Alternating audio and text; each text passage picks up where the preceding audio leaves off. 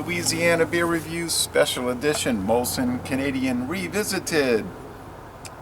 Okay, I did this in 2011 and I haven't looked at it since. I could also include it in the regular beer project or a Wednesday night Molson Canadian examine, but I think people might say 3 videos on Molson Canadian in 1 year. What is your fixation upon that? No fixation really. Introduced in 1959.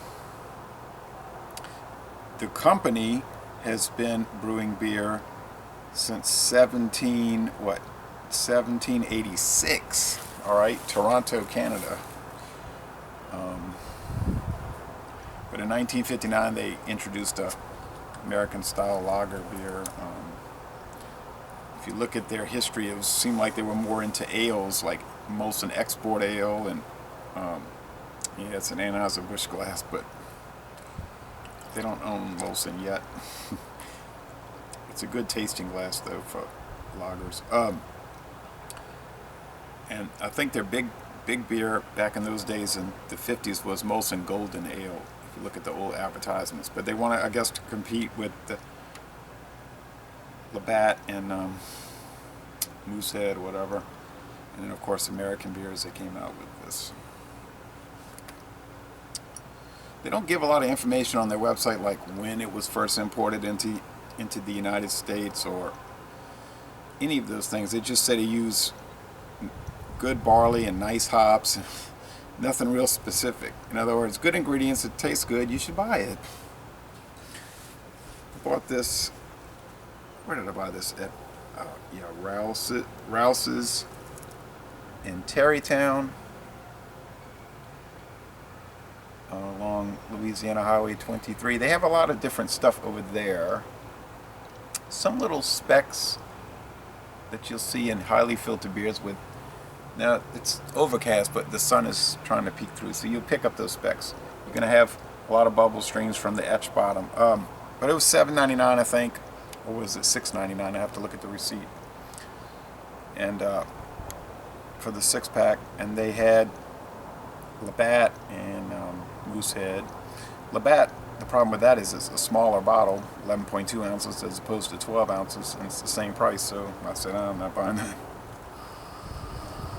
Oh, you say, what about Beer Advocate? Well, Beer Advocate says it's a poor beer, like a D, bad. The bros say it's okay, like a C.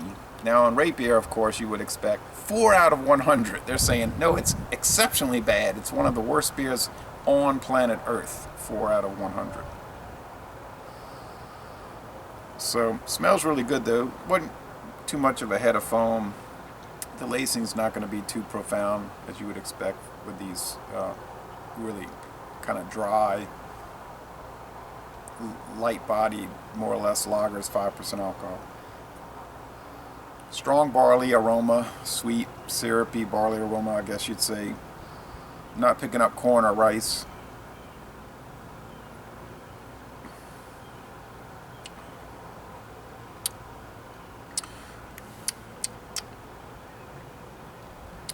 It's a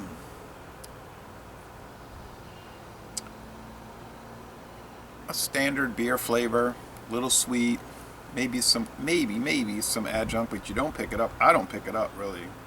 It's so blended. It's got a little bite to it. It's not much bite to it.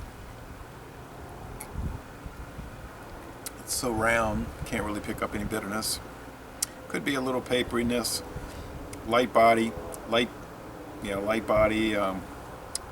to medium. Okay, high light, low medium. Crisp, clean, refreshing finish. 4 out of 100, really?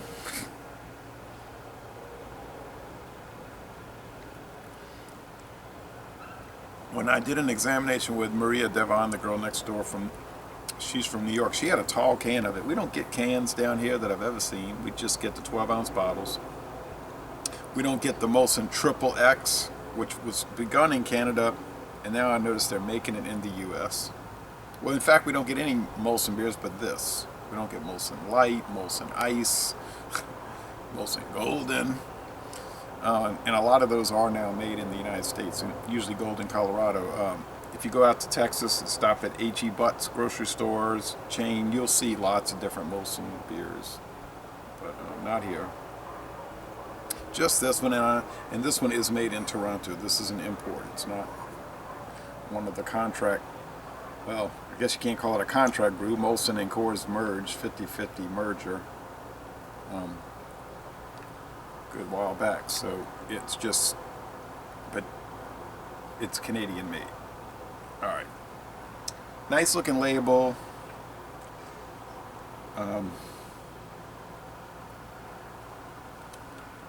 Nice looking beer, smells good, tastes really nice, it's pleasant to drink.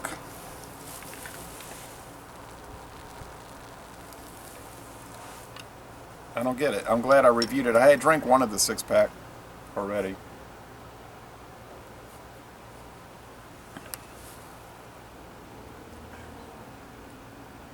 Now, is it like most excellent or outstanding or world class? Some memorable, great, fantastic beer? No. It's just an ordinary, like on Facebook, it would be on regular ass beer, that web group, Facebook group, something like that. It's just an ordinary run-of-the-mill beer in that class.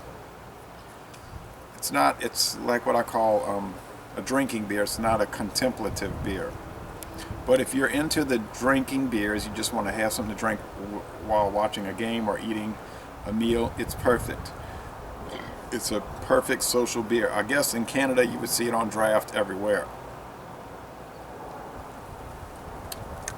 Like I said, down here you only see it in grocery stores. But no complaints here. I'll give it